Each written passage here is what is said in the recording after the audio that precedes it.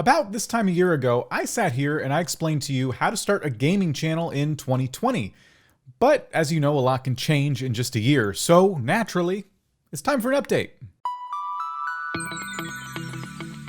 Hello, I'm Dan, and this is vidIQ. We are obsessed with creators just like you, and today I'm speaking specifically to gaming creators. And I have a question for you before we get started. Did you start a gaming channel in 2020? Or were you thinking of starting one soon here in 2021? We'll be talking about a lot today, and whether you already started a gaming channel or you're about to start one, these tips should apply in either case. First, we're going to start with some just general advice, how often you should upload, how many games maybe you should play in your channel, and some of the biggest mistakes to avoid. Once that's out of the way, I'm going to help you come up with some ideas that will fuel your gaming channel throughout the entirety of 2021, because it can be really demotivating to run out of content ideas, and I want to help you avoid that at all costs. And you're going to want to stick around, because after we cover all of that, I'm going to leave you with a tip that could earn your channel a ton of views in a very short amount of time. So I've been at vidIQ now for about a year, and in my first video to you guys, I told you to play just one game in your channel. Now, from a YouTube algorithm perspective, this is pretty solid advice. And to prove that, I asked some of our community members to share their experiences throughout the year of 2020. These are all channels that grew pretty quickly in 2020, following the strategy of covering just one game. It's not just about the YouTube algorithm. It's about having a strong focus and resisting the urge to follow all of your passions at once. Now, most gamers enjoy more than one game. However, I encourage you to focus on just one of them, your favorite one, in 2021. Then, I want you to take all of your other favorite games and simply use them as a way to unwind. As content creators, we only have so much creative energy. So having a focus will make sure you spend that energy in the right places. Not only should you reserve that creative energy for as few games as possible, you should also be reserving it for the rest of the YouTube creation process. So let's talk about how often you should upload videos. YouTube rewards quality content, and the algorithm has only gotten better year after year at serving that content to the right audience. That said, there's no need to upload daily gaming content.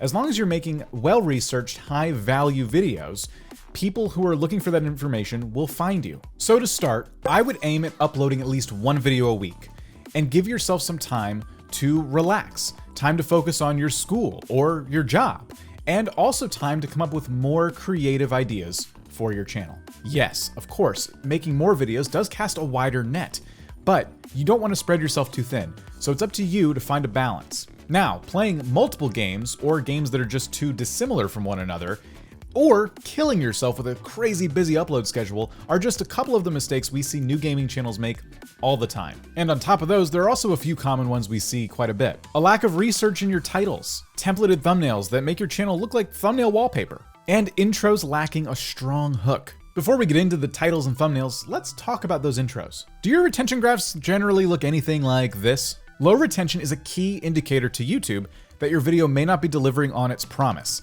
and therefore it shouldn't be recommended over someone else's video. Your introduction should be strong. Try not to just sit on the menu screen of your game and talk about what you would like to do in today's video.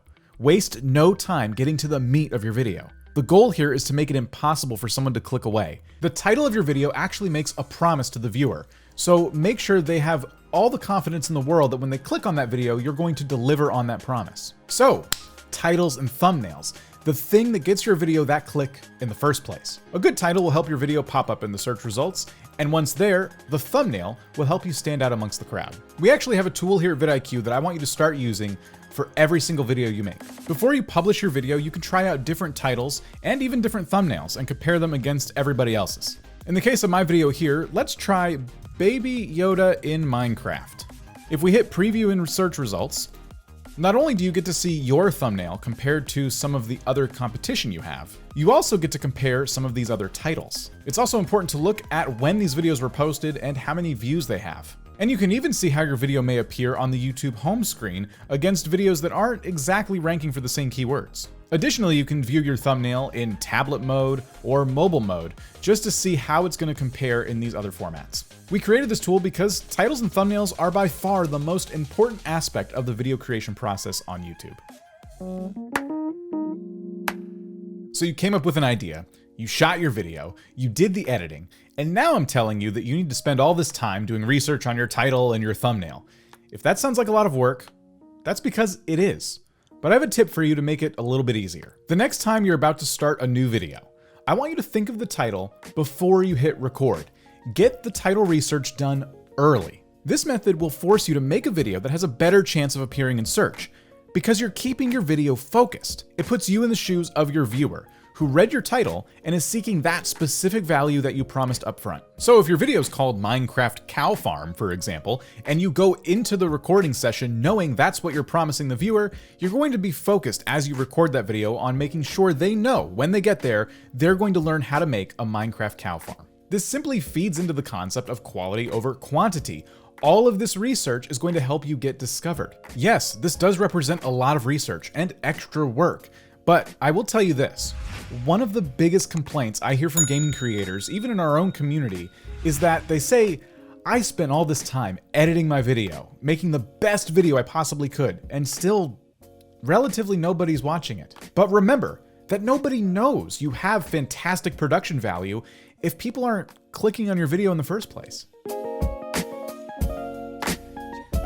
Now, if you take everything I've said to this point and apply it to your channel tomorrow, you will see results. But it's easier said than done. Coming up with fresh video ideas that people are excited about is probably the most challenging part of YouTube. This is why so many gaming channels resort to just picking their favorite game and playing it over the course of several videos, a Let's Play series, with titles like Minecraft Survival Episode 12. So I'm going to share with you some of my methods for coming up with video ideas so that you have content throughout this entire year, not just after watching this video and getting a couple of little bits of inspiration. First things first, I want you to join the Discord community of the game you've chosen to play on your channel. A lot of games will make their own official servers. However, you may elect to even join some unofficial ones. Don't forget about the communities within Reddit and Steam and places like that. Try to find all the places fans of your game hang out. Doing this will help you stay in the loop. Not only will you be the first to know about big updates coming to the game and then you can cover those, but you also get to discover what the community at large is excited about. Perhaps newcomers are asking questions that you know the answer to, and maybe you can answer those questions with a video. Next, we need to discuss trending topics. Pop culture, holidays, these are all things you need to be constantly looking to incorporate into your channel. A good trending pop culture topic that you can jump on is something you want to keep an eye out for. I myself managed to do this with great success when I saw that Minecraft released a Star Wars mashup pack on their marketplace. I jumped on it as fast as I could, and it paid off in a big way. Had I been paying closer attention to the Minecraft Discord, I would have gotten there even earlier. My Minecraft example is a pretty specific case, but we have a tool here at vidIQ to help you drill down on the topics that are trending in your niche. Let's check out vidIQ's most viewed tool. You can find this in a couple of places in the extension, but I'll show you through the real-time stats bar. If you go down to most viewed, it'll open up this window. When you think you have your next video idea, I highly suggest running some of the keywords you might rank for in this tool. You can filter any of your searches by the amount of channel subscribers you want the results to come up with, the views per hour, the views themselves, of course the category, in this case for me gaming, the country, and you can even filter by our own vidIQ score. So let's pretend I'm making my Minecraft Baby Yoda video for the first time, but I haven't made it just yet. I want to see how well it ranks. So I'm going to type Minecraft Baby Yoda, and I'm going to hit Get Results. When nothing pops up in the last 48 hours, I'm getting a little nervous, but why don't we try the last 7 days? Nothing there either. Just for fun, let's see what it's done in the last 6 months. And this is where we get an idea of just how important it is to follow trending topics on YouTube. In the last 6 months, this video has been doing fantastic. Now, this Star Wars mashup pack came out just a couple of months ago, so it makes sense there hasn't been a lot of traction. However, you may also decide that you like to see some of these view per hour numbers here. And the fact that no one's made a video in a while is actually a positive thing, and maybe you can compete with some of the ones that have been around for a couple of months. Now, I did say I had one final tip for you that will help you get a lot of views in a very short amount of time. And if you haven't caught on already, I'm talking about YouTube Shorts. Shorts came out in the last half of 2020, and they're reshaping content creation here on YouTube as we know it. Basically, Shorts are YouTube's answer to TikTok. And if you want to know exactly how you can put one together, we have a video on that. In fact, we have a lot of videos on this topic. Shorts are meant for people watching YouTube on their phones, and those folks want to get a quick laugh or some quick information without the time commitment of a longer traditional YouTube video. These have been perfect for the gaming community. Playing games often leads to interesting or hilarious moments that anyone can share and enjoy. Not to mention the value you can bring by making a quick tutorial for somebody. My advice to gaming channels right now, of any size, is to incorporate shorts somewhere into your strategy. We've already seen gaming channels all over the place exploding from doing this. Oh, yeah, remember my Baby Yoda video I showed you from before? You may or may not have noticed the runtime. Yep, that's a short. These are all things I wish I had known when I started on YouTube as a gaming channel. I would have these moments where my channel was focused and it was doing really well, but eventually I would kind of just get bored of the game I was playing and a new one had my attention. And heck, I might as well hit record on that too, right? It wasn't until I sat down and really focused my channel that I started seeing a real improvement. And now I spend more time researching than any other part of the process. Yes, that even goes for editing. If this feels like too much work, understand that you're still allowed to make content on YouTube that is simply just you goofing off.